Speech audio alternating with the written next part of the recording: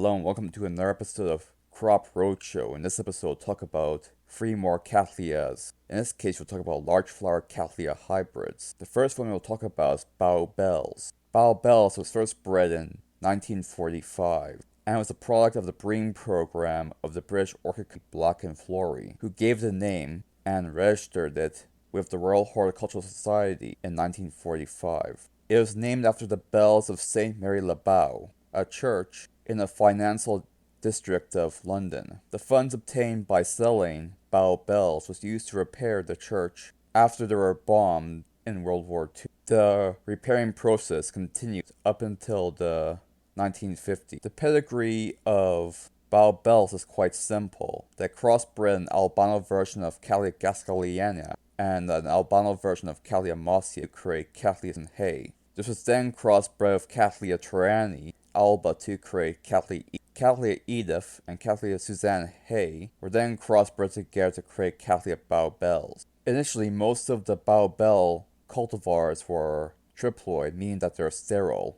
However, a few diploid and tetraploid plants also showed up, and they were propagated and used to make new hybrids. It was primarily fall flowering, although an odd plant or two would flower in other times of the year. To improve sales, new hybrids were made with Cattleya Bao bells to try to corner the spring market. To achieve this prospect, the breeder of orchids, Mr. McDade, crossbred Cattleya Bao bells with a cultivar of Cattleya mossiae called Wagner, an albino cultivar. This original cross was called Bob Betts. Attempts to remake the cross were less successful as the other forms were poor in nature. The original cross, however, won 66 Orchid Society awards. Indeed, due to the fact that the shape is quite different when you crossbreed Wagnery with Cattleya Bao bells, several orchid growers speculated that the original cultivar or even species was different. But as time went on, they found that they could easily remake Cattleya Bao bells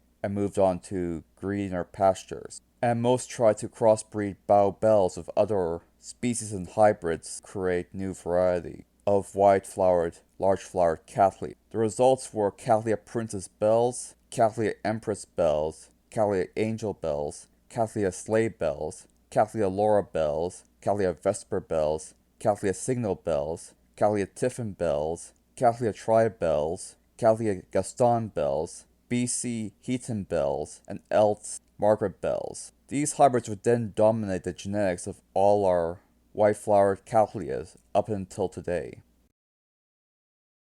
Now, in terms of ornamental property, it is one of the best shaped large-flower Cattleya orchids on the market at that time, and to a certain extent to this day, which is why it's been used extensively in breeding. So I give it a 3/3 in both cases. The traits that it passes on are very consistent, so I give it a 3/3 for that. In terms of ease of growth, it's about as difficult to grow as any other Cattleya hybrid, so that's another 3/3. A grand total of 12 out of 12 for this hybrid.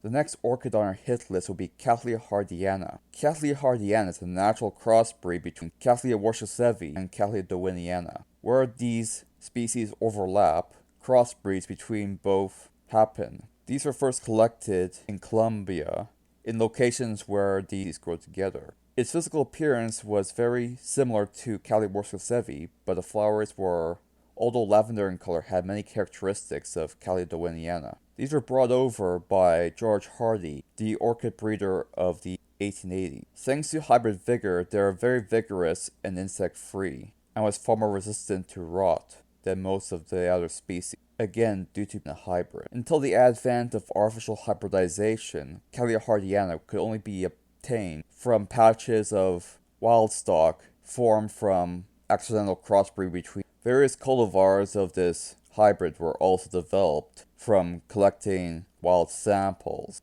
In the late 1900s, various attempts to recreate the natural hybrid occurred, forming brand new varieties, some of the best of which were Cattleya Hardyana Clement Moore, Cattleya hardyana was used extensively to breed different hybrids. Cattleya hardyana was used to breed several different varieties, such as Cattleya peter, made by crossbreeding Cattleya hardyana with Cattleya laebata. Cattleya cux, which was made by crossing Cattleya hardyana with Cattleya triani. Cattleya Miss Frederick Knowles, which was made through crossbreeding with Cattleya mosia. And Cattleya Princess Royal, which was made by crossbreeding with another hybrid called Cattleya fabia. And a third variety called BC Ketinonis, which was made by crossbreeding Cattleya hardyana with Brassavola digabiania. These cultivars made up the building blocks of the early Ladylocattleyas that we use in modern days, with most orchids of the Cattleya genus having the bright lip color being inherited from Cattleya hardyana.